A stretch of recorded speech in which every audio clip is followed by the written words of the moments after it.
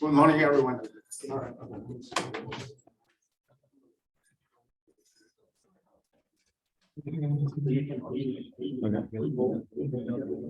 Do I need to turn on Just your mute. mute here? Okay, then you can. No, they Yes. hear you. Yeah. Just mute. Yep, it's good. Everything is good now. Okay. Well, yeah. Good morning, everyone. Yeah, I'd like to use the opportunity to share a few things that I have been learning about the symmetry energy over the years. I listed a few specific topics, and I want to emphasize the word random because, okay, I've been trying hard to learn these different things, but I'm not an expert on multiple theories. But since symmetry energy has so many questions, you know, I learn a little bit from here, a little bit from there, trying to, you know, connect the dots, put things together. But I can tell you that I confess right away, I don't fully understand all the connections, and I still have many questions how to, you know, really understand, for instance, what's most fundamental about symmetry energy, why it is so uncertain, why it's so hard to you know, to determine the symmetry energy at function of density. Okay. But in connection with the you know the main topic of this program, I want to give you an example at the end about probing the interplay between, you know, neutron skin and the symmetry energy. Okay, as an example. Well, the density dependence of symmetry energy is a major part of the equatorial state of neutron-rich matter. So besides the possible phase transition, the high density behavior of symmetry energy is probably the most you know, uncertain part of the dense neutron-rich matter. And this is one of the main issues we you know, emphasize on many important topics in this new white paper from the US nuclear long-range plan about the dense matter equatorial state from Haidian collisions. We just posted it on archive 3 days ago. We are in the process of, you know, welcoming comments, suggestions to improve, you know, the paper. You know, really trying to identify, you know, the goals and the steps to address those scientific questions. So if you have any questions, suggestions, okay, comments, please let us know. In particular, we're welcoming more endorsing authors, you know, to work with us together, try to push, you know, you know, the goals of this paper. If you have questions, want to become an endorsing author, please contact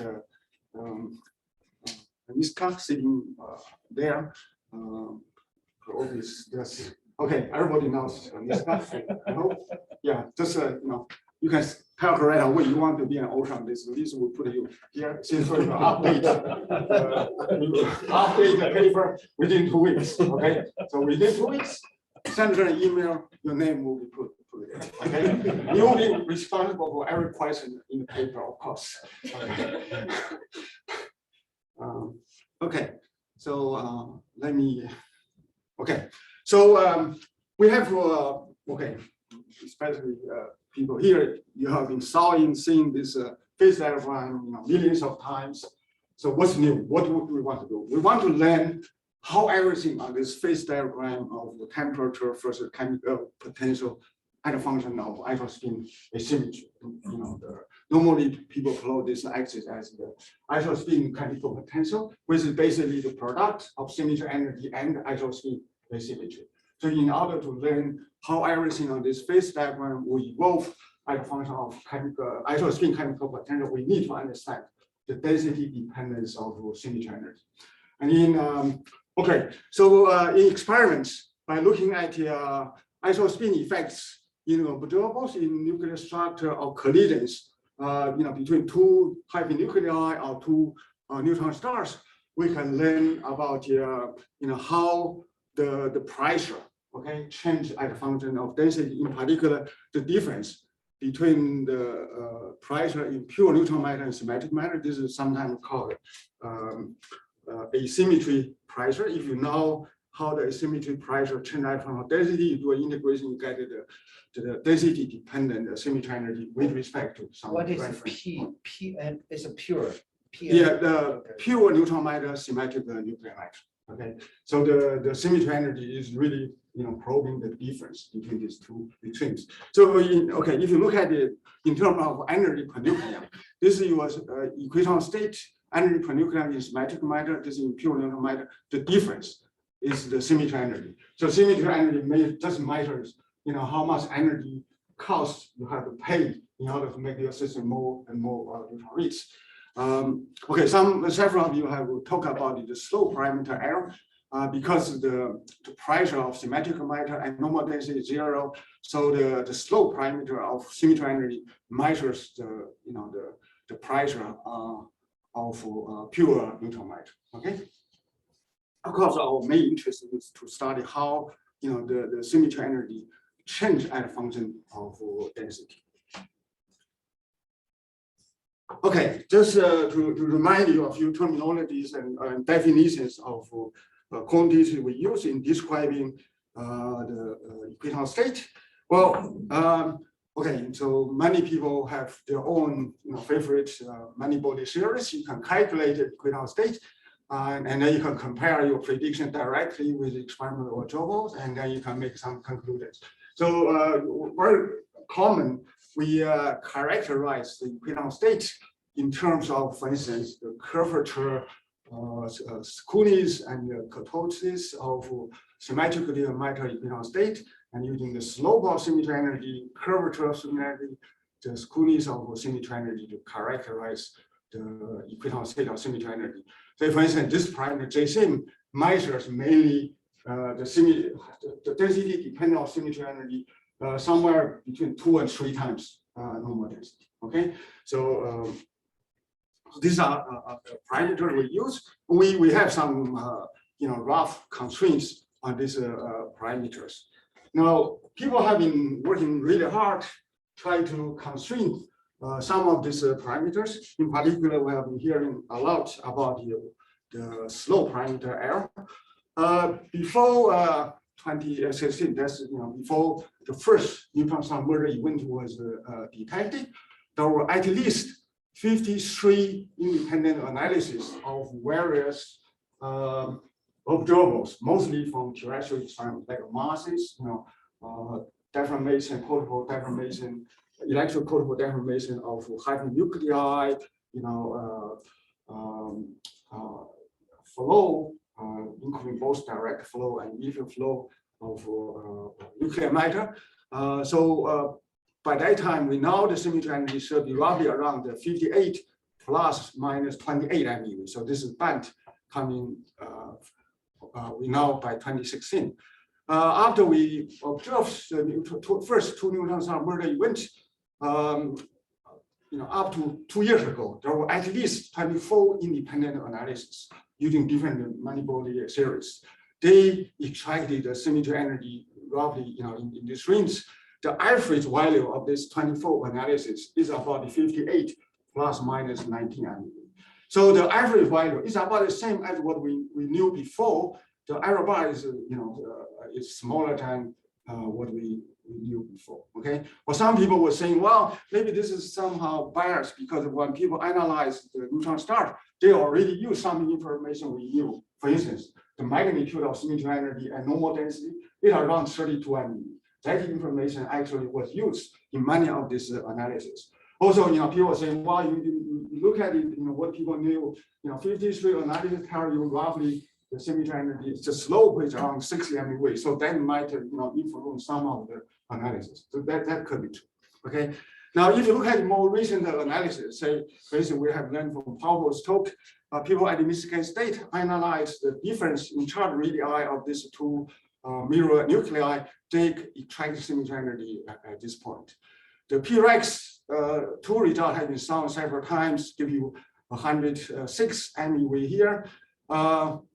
Witek and his collaborators analyzed, reanalyzed the P-Rex 2 data together with the electrical deformation from light through it. They concluded that the slope of symmetry energy is somewhere here, okay, like 53 MeV or so. All right.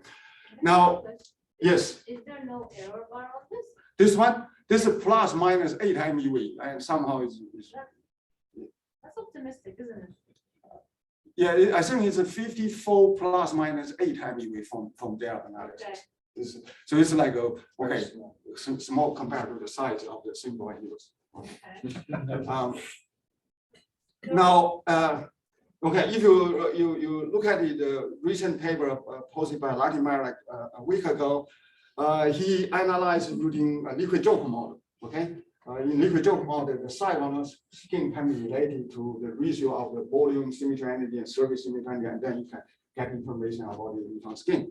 If you consider, well, first here, analyze individually the P-Rex 1 and 2 data, the error is about 120 MeV or so, right? The calcium 48 gives you error about -5 plus -40 MeV. And then he was saying now, if I consider all three results, equally reliable and do a, comprehensive K-square fit, you find that the error is about 54 MeV or something, so consistent with what we knew before. Is there a reason to believe that the light and constant has a common value, or they can be different? Okay, so error is supposed to be the slope of symmetry energy of nuclear matter. Okay, asymmetrical matter. So data numbers, supposed to be the same, independent from whatever observable you use. Of course, the light to radar calcium have their own surface effect, everything. Those things have been taken care of in the analysis. The finite side effects have been considered. Okay.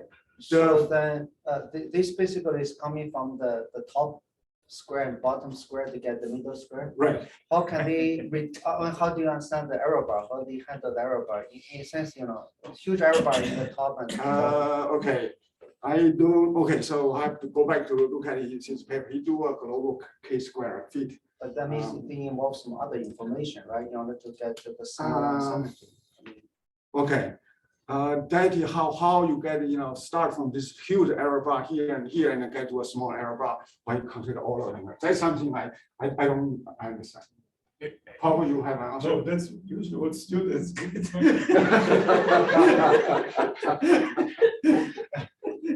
But I'm confused by that calcium 40. Why is that error? Why is that point at negative L? What's going on? Well, okay. So it's just the neutron skin is too small compared to what normally people would expect. Okay. There were other independent analysis like Levin Chen and his collaborator did Bayesian analysis, consider all them together. They conclude the errors should be like 15 MeV plus minus bigger error bar. Okay. So I have a question. If the neutron skin is so small in calcium, like why use calcium? Like why did they do it? Why did they even do this? Okay. Okay. I forgot the arguments. Actually, when I went through the rationale is quite legitimate. Because the skins in different nuclei should be corrected, so you get extra. That's an independent information about the cell. You go, if you do the same nucleus and you repeat the same mistakes, you take another, and maybe that's what we see. I guess the follow-up question is: did they expect the error bars to be so big from this? Because they measure neutron radius. So you basically have zero radius in the proton and zero error in the proton, and you just subtract, and it's very small. The difference is very small, so that's what you see. Oh, okay. You see the error in the neutron radius. I think it's of the order of 3% or 2%, and it gets to be 100, close to 100%. Is it the reason that people measure calcium is because calcium is double making number? It's very cold. Lighter at larger symmetry. The ab initio calculations are pretty good there. Okay, so this point is coming from the prime ratio measurement done at Riken by people from Michigan State. I think Bill Lynch or Beatty may talk about their result here. So this is within error consistent with the systematics. Okay, we have just learned earlier from Fu Tiang and also like half an hour ago from Hao Jie about their extraction of the symmetry energy from looking at the isobar reactions. This is consistent with the systematics. The current UFT, give a very precise prediction of the error coming, right along this systematics. Okay. Can you make some comments? I mean, how reliable is this calculation? Well, that's supposed to be the best calculation we have so far. Okay. They all pretty much agree. Our calculations agree with that. Everybody else's calculations agree. But this is calculation for even the nuclear medium or All something. we need to do is calculate the pressure or the pure neutron matter at 0.16 newtons per cubic meter. So is the general idea that theory is more precise than experiment for this context? No. It's just that this observable at this density, Carl EFT keys seems to be under control. Yeah, so Carol, people have some, well, from comparing with many experiments, their prediction quite reliable up to about 1.5 times normal density. Around saturation density, they are very precise. I mean, if I can comment, this kind of situation is no joke. I mean, it's a chemistry, it's very common. You do not measure because the experimental are so much bigger than theoretical. Yes, I think there is nothing wrong. If it's No.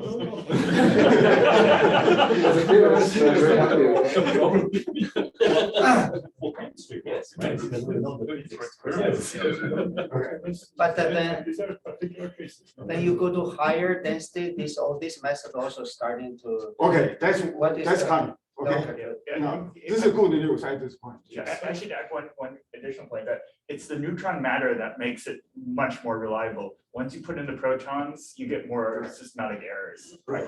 It's much harder to calculate equinocity of symmetrical matter because there are the tensor force between neutron protons is poorly known. That's why. Wait, but they need to calculate the equation of state of symmetric matter to get the difference, right? Right. What do they compare with? But for L, because the slope is zero, correct? Oh, You take advantage of that. okay. Okay, I only have a question. This ST et al.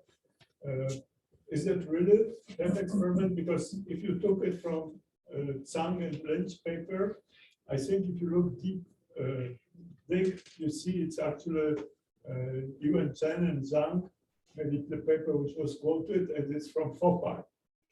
The purple one, the purple Exactly. hexagon. exactly. the one you're pointing. Yeah. Oh, this one? Yeah.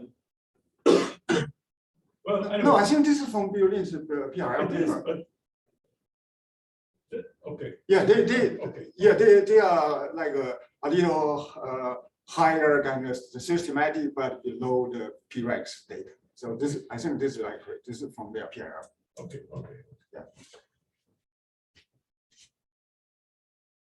Okay, so going to the question why you go to higher densities. Okay, so the curvature of symmetry energy roughly measures the stiffness of symmetry energy, between normal density and 2 times normal density, roughly that range.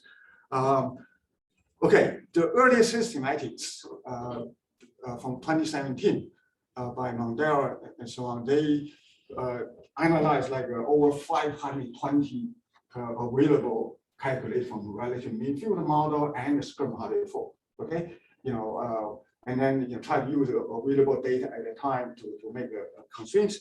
So they found this is like minus 100 plus minus 7100. So that's within this two blue lines. That's a range. And then Jerome analyzed later. It's about minus 100, I mean plus minus 100. So that's their range.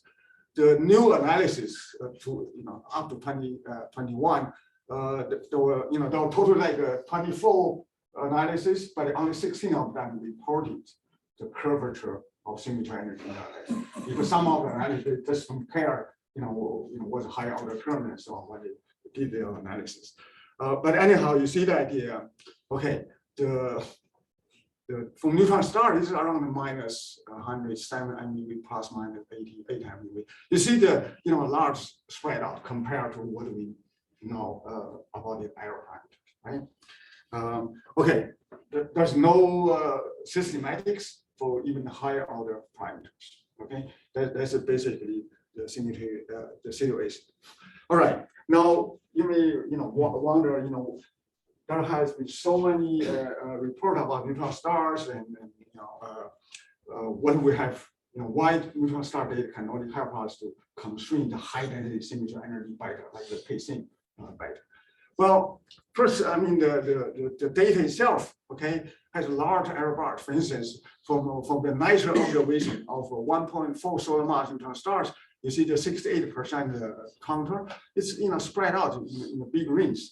The latest most massive neutron star has a mass like 2.08. The radius extracted from their observations is within this big range. This number even goes to like almost like 16 kilometers. So the uncertainty of the radii measurement for neutron star is still very poor, very uncertain. Okay, from earlier X-ray analysis of the so-called low mass X-ray binaries, this is the band range. So and then from neutron star mergers, you have like the upper limit, okay, around 14 kilometers from some of the.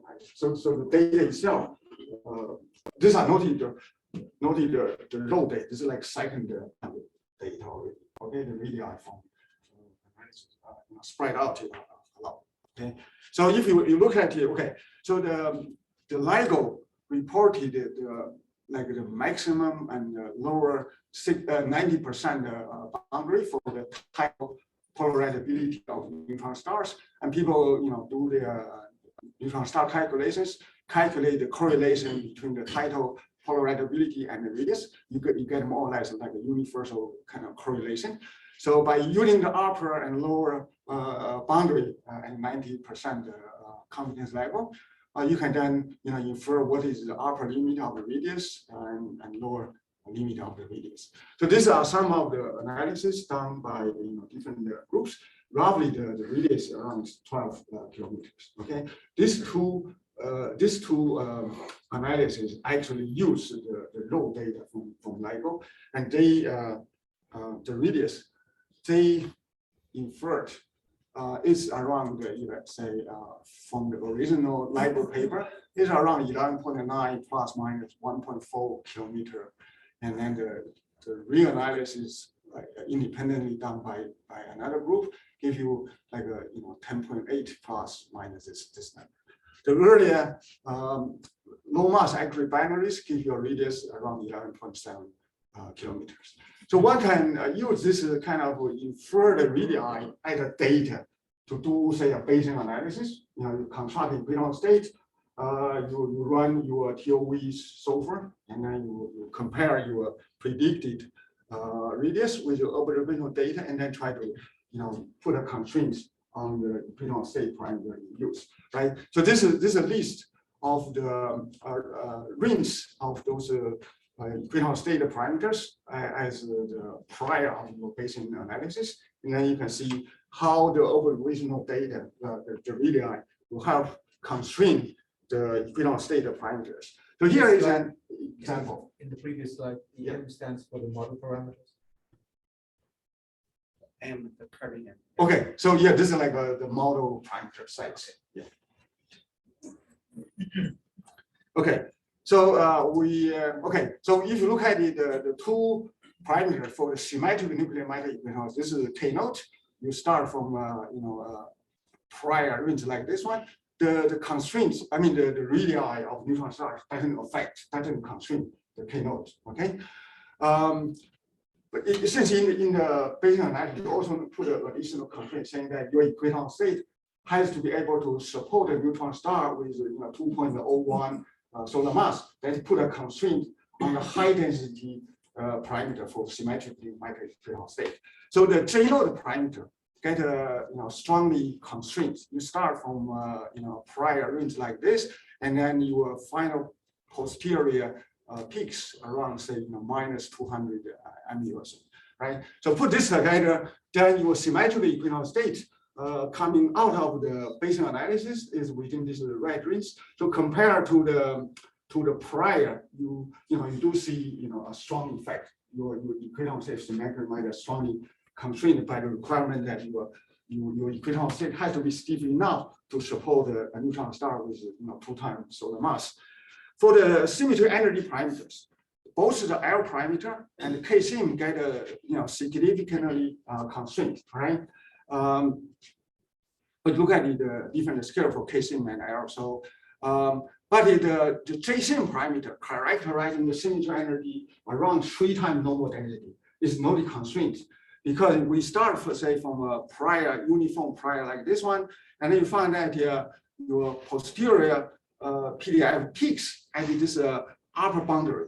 If you extend arbitrarily your boundary, say go to like 1,000 or 1,200, your peak keeps changing, meaning that the data you use do not constrain this parameter at all. Okay, so this tells you that the radii of neutron stars do not constrain the symmetry energy, say above 2 or 3 times the normal density. That's the information we get from this. That's the skewness term.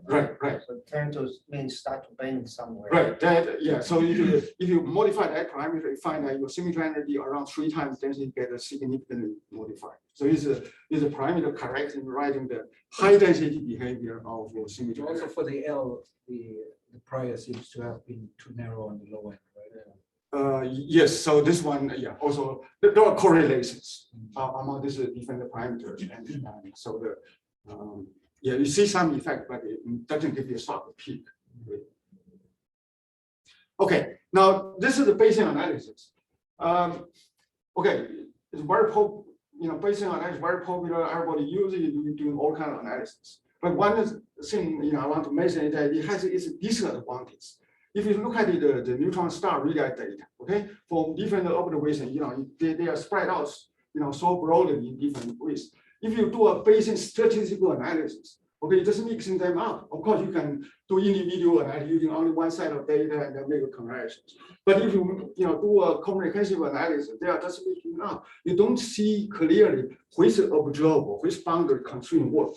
Okay, so it's sometimes necessary to go to do a kind of brute force analysis. Okay. No, but I mean, when you do Bayesian analysis, you can do sensitivity studies that tell you exactly the answer to what you were asking. Yes. You can look at how, when the parameters vary, different observers respond to that, and you can invert that, and you can ask what particular observers give the strongest constraints on different parameters. Yes. So that's part of the Bayesian analysis if you completely do it. Yes. That works. Okay. So my comment was that if you have a data like this, say from the most massive neutron star observed by NICER, and then you have this is the upper limit of the radius like 16 kilometer, lower limits like this one. If you consider, for instance, all these different set of data together, it's very hard to see what's the effect of this latest observation. Okay, the range on for instance constraint on the high density part of my symmetry energy. Okay, of course, if I follow what you said, do this individual, you can see something. But you can also do other things. You can, for example, find the principal components of the observers that are sensitive to a particular parameter. So you take a linear combination of observers that is focusing in on one parameter. Then you try to interpret the weights in that the various real observers in that principal component. Okay. It's not an exact science, but it gives you a lot of detailed information of the type that you are looking at. Okay. We actually we are trying to do something like that one. So it's, if you can do a real projection and find out that say this observable actually is the most constraining combination of this several parameters in a particular ways in your major principal direction. Yes. If the data are contradicting to each other, like if the data really like prefer totally different parameter, and you combine them in the Bayesian analysis, you find something. But if the two data actually are on the opposite side, what will happen? Well, it just is, maybe your width Much broader. Or you get multimodal marginal distributions. So we tried another thing. So in this way, we do this kind of brute force inversion, trying to solve the infrastructure problem of neutron stars by brute force approach. This one, of course, we are limited in three-dimensional high-density Greenhouse state space. What we did is to kind of assume that the all low-order parameters, Greenhouse state around saturation density, have been well determined, and then we just vary the three parameters controlling the high-density behavior of symmetric Greenhouse state and symmetry energy. Okay, so this plane is a K-sim first J-sim, so your symmetry energy will change from point to point. Okay, this is J node is controlling the stiffness of your symmetric nuclear matter Greenhouse state. So then you can see that here, for instance, this green kind of surface. On this surface, the maximum mass is 2.01 solar mass. Basically, every point on this plane satisfy the same observational condition, meaning that you have infinite number of combinations that can meet your observational constraint. And this kind of pink vertical surface, on this surface, your tidal polarizability is a constant of 580 MeV. It's vertical because the incompressibility, the tidal polarizability or the radii are kind of insensitive to the high density behavior of symmetric Greenhouse state, but it's changed this way. Okay, it's sensitive to the symmetry energy. Okay, if you do put several surfaces on the same in the same space, kind of BJ plot. So this is green one is again the surface on which the mass is 2.01 solar mass. The causality on which the speed of sound is the same as the speed of light. This one goes down like this. So this one is sensitive to the symmetric state forecast, right? The cross line between the curve between the causality surface and this mass, this line here, give you a lower boundary. Okay, if you project that cross line onto the symmetry energy plane, you get a boundary on the high density behavior of symmetry energy, right? So that was the situation before the NITRA collaboration measured the radii of this 2.08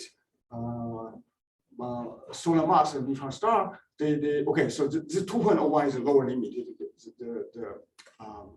The mass is like 2.08 plus minus 0.7. Okay, so this 2.01 is like the lower limit. The 12.2 kilometer is like the lower limit from one of the groups analyzed data.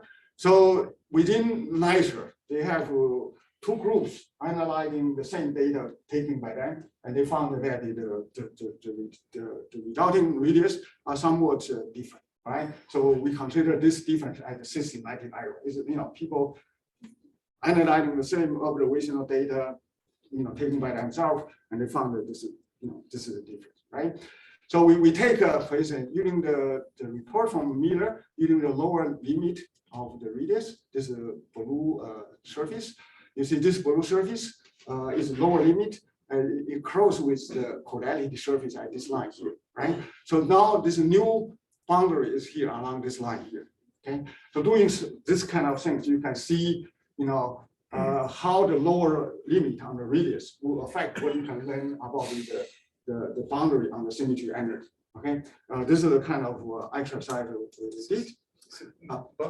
The surface for the 1.4 solar mass, is that a constraint surface or is that an upper or lower bound? I was confused.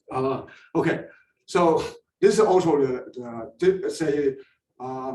Are 1.14 and this one are kind of correlated.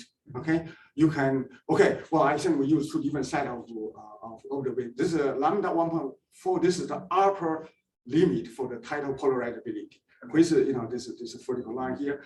this 12.83, I think, from the X3 observations. Okay, that's I think is like the upper It's limit. also a bound. Yeah, it's a boundary. Okay. So the final allowed region is this arrow point, right? Right. This Only- between these two Yeah, yeah. surfaces. But if you consider everything is this, it's like that place where you have 3 arrows on. Right, so That's the- that's the really allowed basically region. in this region here, that's a space. Yeah. Okay, so if you actually project those cross lines onto the surface of high density symmetry energy and then use the information we know about the arrow, for instance, you can reconstruct the symmetry energy as a function of density. This green line is the one that, before we knew the radii of this most massive neutron star, this is the lower limit on the high density part of the symmetry energy. And then if you use the lower limit for the radius from the two independent analysis of the same data, you get this individual different lower boundary for the high density part of the symmetry energy. This one is coming from the upper limit of the tidal polarizability of neutron star from LIGO. So we are kind of we can put a constraint on the high density behavior of symmetry energy between this line here and this region here, or this region here. So there is a systematic uncertainty here between the results from using data from using the result from two individual analysis. This tells you the corresponding proton fraction in neutron stars at the beta equilibrium. Okay, so there is a one-to-one correspondence here. This is important because for the so-called direct Wuka process responsible for fast cooling of your proton neutron star, the proton fraction has to be higher than 11.1%. Okay, so this is a kind of interesting limit to compare with. But so the point is that we still have a large uncertainty rates here. Okay, so that's a kind of situation about the high density behavior of symmetry energy from analyzing neutron star observations. So if we put that limit, so this is lower limit, upper limit from analyzing neutron stars. Now, if you compare with calculations, so on this side here we have 60 examples from phenomenological density functional series. Okay, Hartree-Fock or relative mean field models. Okay, so you see that at high density they spread out. The constraint from neutron stars gives you some, does exclude many of the predictions. Okay, when you go to on this side, you have more microscopic calculations using, say, for instance, Chiral EFT. They are valued up to about 1.5 to 2 times normal density. They are somewhere here. And then you have the variation of many-body series using different forces by people at AGA. You have to see. So, okay, so there's a big open window here when the density is above, say, 2 times normal density. So this is the reason why we need, new ways of to constrain the symmetry energy or new observables. Okay, that's where I think the high band collisions can come in to play a role to fill to narrow down that gap. Okay, so this situation, probably need to ask the question: why is the symmetry energy still uncertain, especially at high density? Okay. Can I ask? Yes. Sorry. So all these approaches based on Taylor expansion on the density dependence. You have a few. No. I'm saying right now you have this expansion of the symmetry energy and the pure symmetric nuclear matter. So you have this linear term, quadratic term, and skewness. Okay, my question is, you're constraining those coefficients of Taylor expansion is why people choose to do this. Okay, I mean, that's a way of describing, characterizing your equatorial state. You don't have to do that. Okay. Right? So this is, for instance, this people doesn't predict that they are equatorial state, symmetry energy, and a function of density. Okay, This will be the whole thing. Yeah, if you choose, you can make a Taylor expansion and then find out what's the characteristic of parameters describing my predicted equatorial state. So that Tyler expansion is not in actually just a way of. Okay, but in principle, they can always use this instead of, because, sometimes they cancel each other. Right. People just, people when label you put on you cannot incompressibility. Just want to give people a number to characterize what you have, but you don't have to do. At the rho equals to rho 0 and 1. Yeah. Is this precisely known? No. I mean that's the same one. We use L equal to 60, for instance. Okay, you can put a plus minus 20, and we turning that to. Okay, so that's the spread of the curves. curves. Right. And from neutron star, the blue curves, we don't know that. Right, you just can be even further spread out. Spread out. I mean, from neutron isolate 24 analysis, they give you the error is around 58 plus minus 1998. Okay. So if you look at the PDF, you have a spread out. Okay, so now I keep asking people who are expert on antibody theories, why the symmetry energy in their particular pattern is so uncertain. Okay, what's going on? So different people have their own favorite models, and they give you different answers. Okay, I try to find something in common. Okay, I don't have a complete answer, but I did find that if you look at the so-called HVH server, okay, which can give you some kind of common like a background information about what's behind the symmetry energy, what's determining the symmetry energy. Okay, so the HVH theorem says that the average the chemical potential, okay, is given by this is the partial derivative of your energy density with respect to density. So at the end, you can write down the average energy plus its pressure over density. At the saturation density, the pressure is 0. So the average energy per nucleon is the same as the chemical potential or the same as the Fermi energy. That's the content of HVH theorem, right? Now, if you just look at this part here, you can write this down separately for neutrons and protons. And then you do a Tyler expansion here, okay? Expand your chemical potential for neutron and protons. It has two parts, right? You got kinetic part, potential part. You do the Tyler expansion for both kinetic energy and potential energy in terms of idle spin asymmetry, okay? And then you manipulate, you sum up or take the difference. On the other side, you write the equilibrium state in terms of idle spin asymmetry, and then you look at the coefficient of idle spin asymmetry or idle spin asymmetry square. You can get this expression. Okay, the symmetry energy has two parts. You have the kinetic part, which is 1/3 of the Fermi energy of a quasi-nucleon with the idle scalar effective mass unknown. Stop. Okay, you have a potential contribution, which is 1/2 of the so-called isovector potential, right? Your single nucleon potential in nuclear matter has the isoscalar part, isovector part, which is repulsive for neutrons, attractive for protons, and then you may have higher order terms, okay? But this first two parts are the most important part. This is the so-called Lane potential, okay? Lane found this kind of form by looking at the optical potential of nuclear scattering. So this is symmetry energy. You have the kinetic part and you have the potential part relating to the isovector potential. The slope of symmetry energy at an arbitrary density rho has this 5 terms up to this order. Okay, you have the first term that's coming from the density dependence of your Fermi momentum, and then the effective mass itself could be density dependent. Okay, and then you have the coming from the density momentum dependence of the symmetry potential itself. Okay, you have momentum dependence of symmetry potential.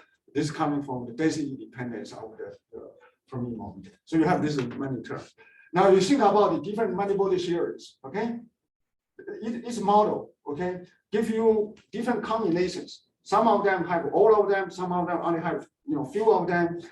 So at the end, this combination of these different things give you the symmetry energy or the slope of symmetry energy. Also, you think about the observables. Okay, some observables might be sensitive to the effective mass. Okay, Some of them, may be sensitive to the momentum dependence of the isovector potential, and so on. So depending on what observable you are using, you may be probing different terms in your symmetry energy or the slope of symmetry energy. So that's why it's useful to have multiple multi-matching the different observable coming, trying to sync together. Just for clarification, so this L rule is just a derivative of the E sim, right? Right. On the first line, you get the many terms. Right. Right. And this also one thing, for instance, is important is this neutron-proton effective mass splitting in nuclear matter. It is okay. So it's proportional to atom-scalar symmetry, right? So you want to create a medium as neutron-rich as possible in order to see the effect of the neutron-proton effective mass splitting. The coefficient here depend on the momentum dependence of the isovector potential, which dominates. You will also have the momentum dependence of atom-scalar product, but these two terms more or less cancel out. It is this momentum dependence of isovector potential most important. Indeed, meaning the difference in the effect masses of neutrons and protons. And that's something has some important implications in isophysics or cosmology. Okay, like the people saying that in the earlier universe, the proton-neutron ratio is related to the effective mass difference between neutrons and protons. Okay, so it's another important thing.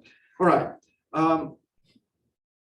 So you may then wonder, what do we know about the density momentum dependence of isovector potential and isoscalar potential? All right. So this is a calculation by people in Spain. Okay, so they use 11 popular Gommi forces in studying nuclear structures. These are the, among the most popular effective interactions to use in studying nuclear structure. Gommi force had a finite range interaction. It's a very popular force. So you see the predicted isoscalar isovector potential as a function of momentum at the half normal density, and 1.5 times normal density. Okay, you see that even at the normal density, the predicted isoscalar potential and isovector potential spread out at high momentum. Okay, of course, when you go to high density, the spread out is even larger. Okay, so the momentum dependence of the isoscalar and the isovector are both kind of quite uncertain at high momentum and high density.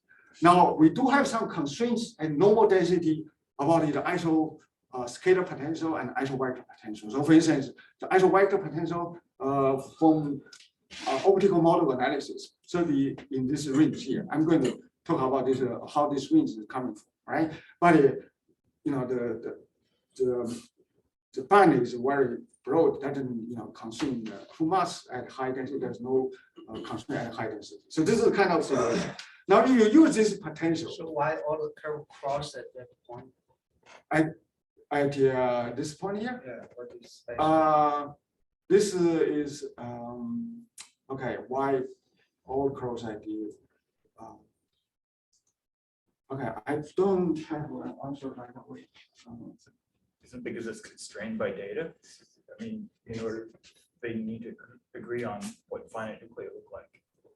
Okay, I mean, so they compare with some. So the binding energy is always one thing they have to calculate and algorithm. Okay, I don't know exactly how important that constraint are fixed at this point. Okay, so the typical binding moment to nuclei is like 100 MeV, 200 MeV, so it's constrained there. It's not Fermi. Not Fermi moment. Fermi moment. It's order magnitude within that. Oh yeah, so at the normal density, so this is like 1.33 something. That's it in this unit. Okay. So the corresponding symmetry energy and formal density from this 11 effective interactions are going like this. Okay, so at low density, below normal density, we have some constraints from from all kind of experiment or masses, but at high density, okay. We have little constraint. I see the predicted symmetry energy diverse. Okay, some are going up like this. Okay, some going down like this. This is so-called super soft symmetry energy. This is super stable symmetry energy. That's the kind of situation we have. So we try to maybe have 10, 15 minutes. Okay. to Yeah, find let's start where in to stop. say in 10 minutes. Okay. So so I mentioned that we do have some constraints on the optical potential at the normal density for both isovector part and isoscalar part. For the isovector part, there are few constraints, and also constraints are mostly at the low energy. So this is coming from say you look at the energy levels from pickup and strip reactions, or p-n charge exchange reactions. We'll talk about the p-n charge exchange reactions, which can constrain the isovector part of the symmetry of the potential. And also people can use say neutron proton scattering on the same target and the same energy, and then you take the difference.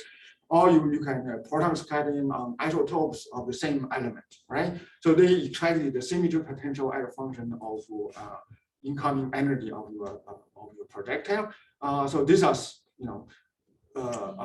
this 5 constraints. So mostly low energy, and they have some difference. In particular, the slope, which gives you the momentum dependence, right? In a kind of more recent analysis, Xiaohua Li from China, he was visiting me for a year. He analyzed the available nuclear scattering data, and then extracted the momentum energy dependence of the isovector potential and isoscalar potential in comparison with the earlier Hama potential, the so-called Schrödinger equivalent potential. So you see the agreement here, and this is also in agreement with most of the earlier low energy data. You can use, since we know the isovector potential, how it depends on energy or momentum, we can put this information into the formula I showed you from using the HVS server to extract the symmetry energy and slope at the normal density, right? So that's the one thing we did a few years ago. So if you look at the symmetry energy itself at the normal density, you can put in the isovector potential and put it in the effective mass. You extract it from the momentum dependence of isoscalar potential. You find that the kinetic part is here around say 18 MeV or so. This is higher than the normal, like 12 MeV when you have free Fermi gas. But here your effective mass is less than the free mass. It makes this part a little higher. The potential part is here. Put this together, your symmetry energy and normal density around 31 MeV, okay, with plus minus 4.5 MeV. The slope of symmetry energy in this case, we have this 3 terms, because there are additional terms that due to the momentum dependence of the effective mass itself, okay, which is negligible in this analysis. Also, there is a high order term that's also negligible. You see the contribution from these 3 terms. So this first 2 terms are positive, but this term here is negative because your symmetry potential is decreasing with increasing energy. So you kind of see that you have some positive, negative put together, kind of giving you the right magnitude of slope with a relative large. But this is still quite consistent with the systematics. Okay, so to me, if you know the optical potential, isoscalar part and isoscalar part, their momentum dependence, this is the easiest way of getting the symmetry energy out. Okay. All right. So now I try to go one step further by saying that, okay, so we have some information about the optical potential and normal density. Tell us something about the symmetry energy at the normal density. Okay, and here you see that the one of the most uncertain thing is the symmetry potential itself. Okay, then you ask what determines the symmetry potential? What's the physics behind it? All right. If you look at the in this textbook, they look at the direct part of the symmetry potential, is the difference between these two terms. So you have the two-body interaction in isotriplet channel, okay, multiplied by the correlation function in isotriplet channel. And then this term is the one in the isosingular channel. So the symmetry potential is the difference between these two terms. So this really measures the isospin dependence of strong interaction. Okay. That's a stupid question. Why do you? Okay. How precisely do we know that this term that's proportional to delta cubed or higher is not important?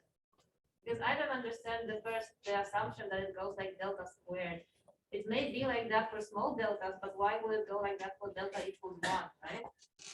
I mean, Yeah, that's a big assumption. okay. Okay, now. I mean, everyone does it, so you don't Right, feel okay. responsible for So, it. I'm just wondering. yeah. So in terms, okay, so that's a so-called parabolic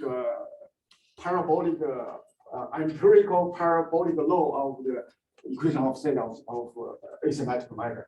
So in the early days, if you look at the early paper by Bombaci and Lombardo, they will show you, okay, the equation of state as function of delta square and see, where it deviate. So in most of the calculations, unless you go to really delta equal to 1, you see a little deviation. Otherwise, it fits that parabolic very well. So it's an empirical kind of result. I don't know a fundamental kind of argument saying that there's no higher order terms. In the next term will be for the potential you have the cube term. Okay, for the equation of state you have neutron proton symmetry. The next one will be the force term. There have been a lot of calculations estimating the coefficient of the force term in the equation of state. Most of people found it is small, but in some calculation, if you consider the subunit correlation, you may get a big contribution. And there are also calculation by the Munich group. I think I forgot his name. They found that you may have a log term. I think Jeremy Holt was working with them. They found that when you do the expansion, you have a log term Wolfram Weiss's group. Yes. Yeah. So there are indeed those kind of questions people working on. Right? So this is kind of simplex, more kind of normal case people consider. Okay. All right. So we are really studying the isospin dependence of strong interaction and the correlation. Now, one important contribution is coming from the fact that if you look at the neutron-proton interaction, in the isotriplet channel and isosingular channel, there are differences. Okay, this interaction cycle are not the same. For instance, in the isosingular channel, you have a strong tensor force contribution. Okay, for instance, like in deuteron, right? You need a 4 to 5% mixing between S state and D state in order to explain the observed electrical chemical deformation. So there are strong evidence in the isosingular channel. You need a tensor force, but in isosingular channel, you need the tensor force, but in isotriplet channel, the effect of tensor force is very, very small. So we're really looking at the effect due to the isospin dependence of strong interaction.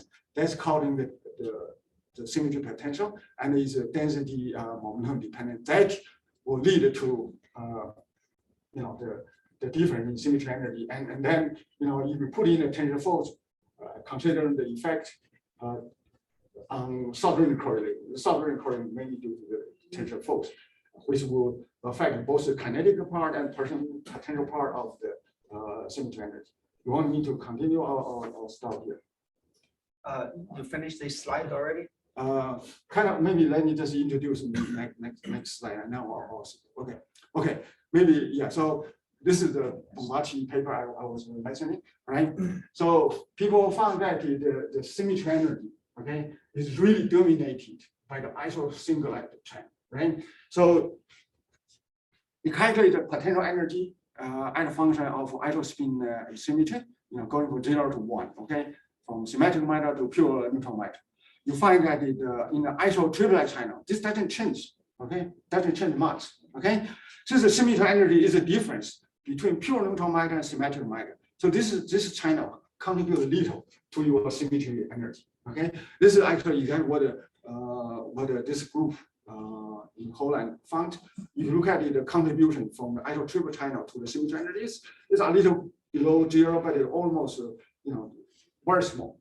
Okay, and then the iso from the iso singular channel, you see this increase, almost quadratically, right? The difference between the pure neutral matter and symmetric matter will contribute to the major part of the potential symmetry energy. So this is the iso singular channel contribution to the potential symmetry energy. You add this one to the kinetic energy, you get this symmetry energy. So there are empirical evidence from this kind of many-body calculations. The symmetry energy is mainly coming from the the iso singular channel where the tensor force contribute. Actually, these circles are coming from directly from the tensor force part to the potential energy. Okay. In their calculation, they also consider many channels, but the S13D 13 channel contribute most to this potential part of the symmetry energy. Okay. So maybe I stop here, and then you have I can talk about it. The tensor force contribution to the potential and kinetic part of it. Okay.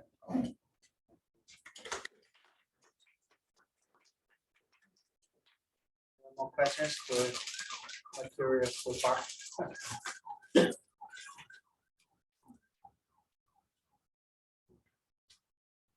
All right, so we go for lunch and come back to